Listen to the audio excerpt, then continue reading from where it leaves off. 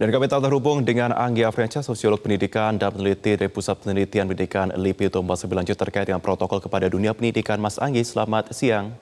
Selamat siang, Mas. Ya, Mas Anggi, ini pasca KSP mengumumkan sejumlah protokol ya penanganan COVID-19 di Indonesia, termasuk protokol di dunia pendidikan. Ini bagaimana pencermatan Anda pada sejumlah sekolah-sekolah saat ini? Ya, baik Mas.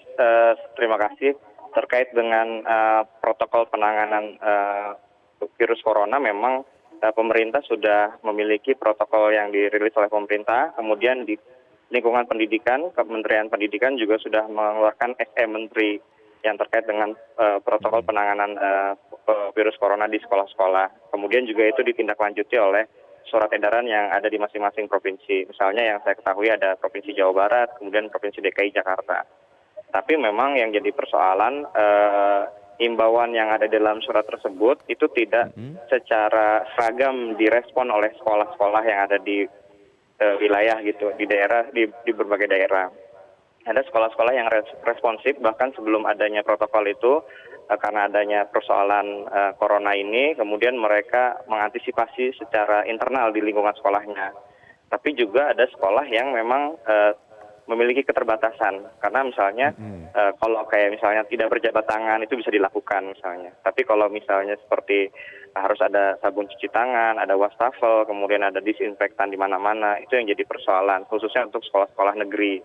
Jadi itu jadi persoalan. Sementara juga ada sekolah-sekolah yang memiliki kapital ekonomi yang memadai karena sekolah swasta misalnya mereka sudah preventif dari awal. Misalnya ada sekolah internasional yang saya ketahui karena liburan itu kan ada guru-guru dari luar negeri ya Mas ya. Jadi guru-guru tersebut tidak langsung masuk ke sekolah tapi diistirahatkan dulu. Kemudian juga ada yang sekolah swasta yang mengantisipasi ketika mereka baru masuk sekolah, siswa dicek suhu tubuhnya. Kemudian semua perangkat sesuai dengan protokol yang KSP itu dan SE Menteri itu dipatuhi gitu, dibersihkan setelah ada pembelajaran, kemudian anak-anak yang sakit diistirahatkan, kemudian klinik yang bekerja dan ada pokoknya secara kontak orang tua bisa mengkontak sekolah kapan saja ketika ada anak yang sakit seperti itu. Tapi lagi-lagi tadi Mas tidak seragam proses seperti itu.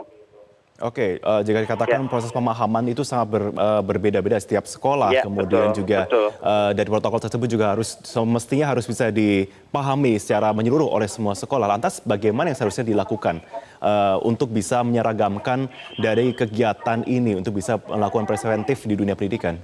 Iya, memang peran ini ada di pemerintah daerah ya Mas, karena memang sekolah-sekolah itu kan secara langsung ada di bawah naungan pemerintah daerah. Jadi pemerintah daerah melalui Dinas Pendidikan dan Dinas Kesehatan itu harus proaktif untuk mengecek sekolah-sekolah yang ada di wilayah masing-masing.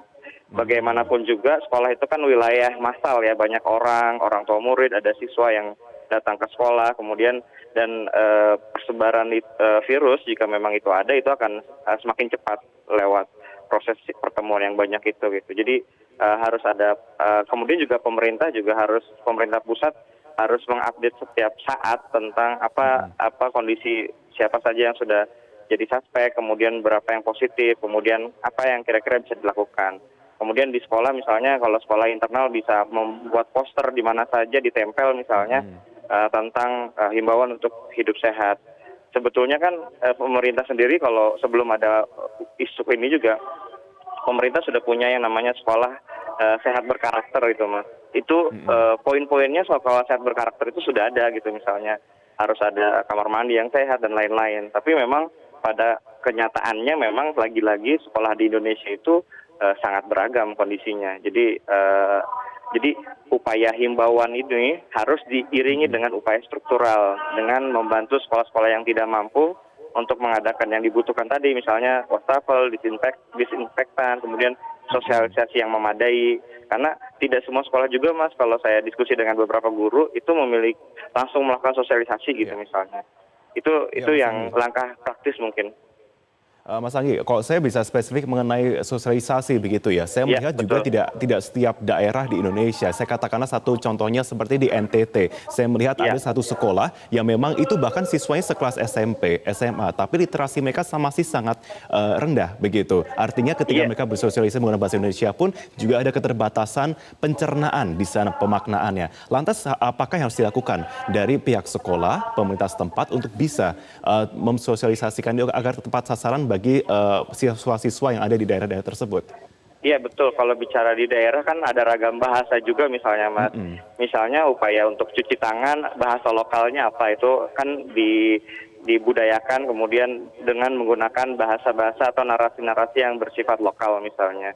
Itu akan sangat membantu anak-anak lebih memahami, mencerna informasi yang diberikan. Jadi kan ada anjuran dari WHO, kemudian ada anjuran dari Kemenkes, kemudian dari pemerintah. Nah itu akan lebih bagus kalau misalnya daerah secara proaktif itu menerjemahkannya ke bahasa daerah misalnya ya, ini bisa jadi salah satu cara.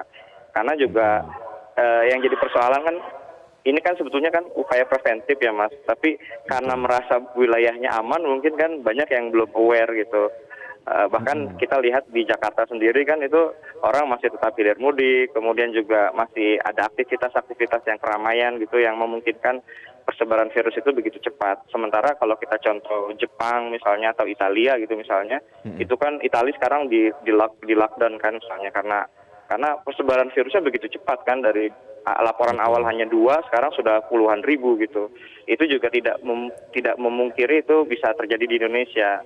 Makanya Baik. dari segi pemerintah juga harus jelas gitu misalnya bagaimana sih antisipasi yang memadai sampai di level sekolah. Kalau di sekolah mungkin ya gerakan masyarakat sehat, kebiasaan untuk hidup sehat dan lain-lain itu terus digalakan dan tidak hanya sekedar dihimbau tapi juga memang harus dipantau secara memadai. Baik, terima kasih untuk pandangan Anda Mas Anggi Afriansyah Ya, saat ini. baik, Terima terima kasih kasih, sudah Mas. bersama kami di Metro Siang.